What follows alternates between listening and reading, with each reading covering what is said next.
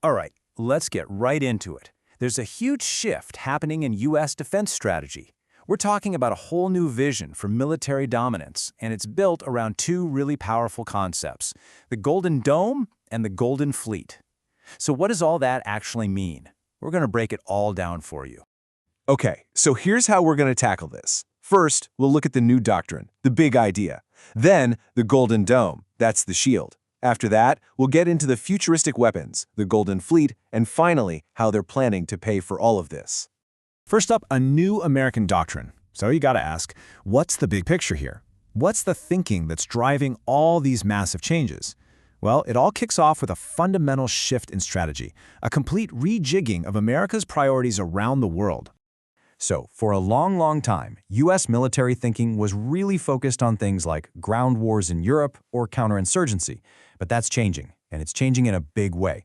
The new focus, number one, right at the top of the list, is defending the Western Hemisphere, the homeland first. And once that's secure, the spotlight swings directly over to the Indo-Pacific. It's all about balancing power and countering competitors there. And listen to the language they're using here. The 2025 National Security Strategy says the goal is to achieve swift and decisive victory with minimal casualties. How?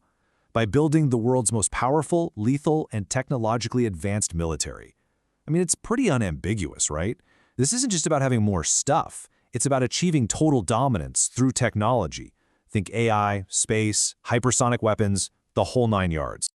Okay, so if that's the big ambition, where do you even start? Well, it all begins at home.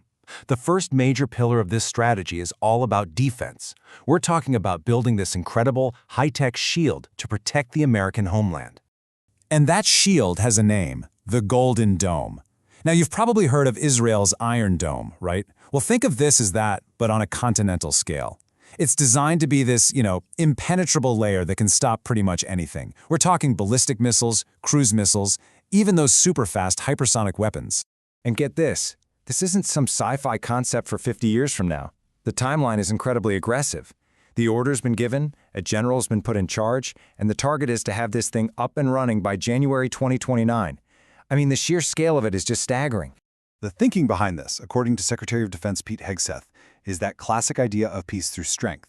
If you can make your homeland absolutely, positively safe, it frees up your military to project power anywhere else in the world without having to constantly look over its shoulder. It's like putting an unbreakable lock on your front door so you can deal with problems down the street. All right, so once the shield, the Golden Dome, is established, the focus pivots to the spear. And this is where we get into the really futuristic stuff. A whole new generation of weapons built around three ideas: space, speed, and swarms. Let's start with space. The Space Development Agency is literally putting up a massive network of satellites in what's called proliferated low Earth orbit. So why is that a big deal? Well, putting a ton of smaller satellites closer to Earth makes your communications faster and your whole network much harder to take down. We're talking a $3.5 billion contract for just one part of this, early warning satellites. The goal is to have this persistent, all-seeing eye in the sky. Okay, from space, let's talk about speed. And I mean serious speed. Meet Dark Eagle. This is the Army's brand new long-range hypersonic weapon. We're talking about a missile that travels at more than Mach 5. That's so fast, the current defense systems just can't stop it. The idea is to be able to hit a critical target anywhere in the world before the enemy even knows what's happening. And the third piece of this future weapons puzzle? Swarms. Or more accurately, mass. This is the Replicator initiative. So the thinking goes something like this. Why send one incredibly expensive, high-tech fighter jet into a dangerous situation when you could send 1,000 cheap, autonomous drones instead? It's about overwhelming your opponent with numbers. And now they're even evolving it into Replicator 2, which is focused on countering enemy drones. So you've got space networks, hypersonic missiles, and robot drone swarms. And what are you going to pair all that with? Something kinda old school. Battleships. But these aren't your grandpa's battleships. This is the Golden Fleet. Yeah, President Trump himself announced this project, calling for the largest battleships in the history of the United States and the world. The stated goal? To instill fear in our enemies. It's a pretty bold statement. But here's what's really interesting. The Golden Fleet isn't just about having bigger ships. It's a two-for-one deal. Militarily, the goal is total maritime superiority. But economically, it's designed as this huge national project to bring back American shipbuilding and domestic manufacturing. It's a military strategy and an industrial strategy all rolled into one. Okay, so a golden dome, a golden fleet, space networks, hypersonic weapons, that all sounds incredibly expensive. And, well, it is. Let's talk about the money. At a speech in Quantico, President Trump threw out a number that just makes you stop and think. $1 trillion. A $1 trillion military budget promised for fiscal year 2026.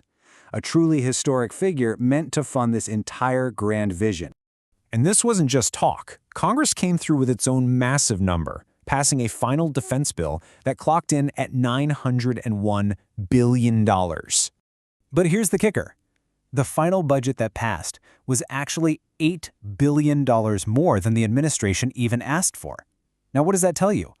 It signals a really strong bipartisan agreement in Washington that this kind of strategic modernization is necessary.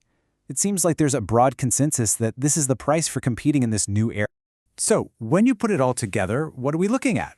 We're seeing a nation completely retooling its military for a new age of competition. The vision is clear.